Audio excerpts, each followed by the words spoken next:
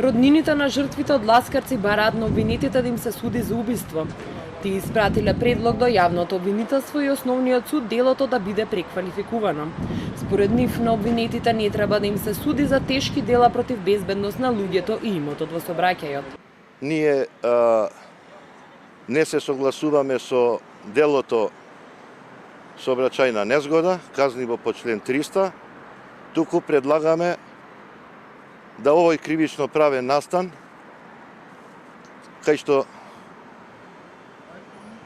ги загубиме нашите најблиски, да се преквалификува во кривично дело убиство, согласно член 123 од Кривичниот законник, затоа што самото кривично дело убиство подразбира, значи, секое действие со кое се предизвикува смрт на друг.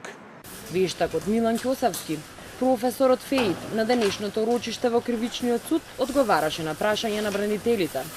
Ќосавски и на ова судење повтори дека е извршен увид на патот, банкините, локацијата каде што бил автобусот, како и на самата механизација на возилото. Тој наведе дека АБС системот бил неисправен и дека на патот не се гледале траги од кочење. Вештиот наод покажал дека на крајот на делницата Скопје-Тетово видливи се траги од гориво од автобусот пред да удри во металните банкини. Во претходните рочишта исказ даваа преживеаните патници, жители на Ласкарци, роднините на жртвите, возачи во Дурматурс. Судењето е во доказна постапка и се испитуваат сведоци.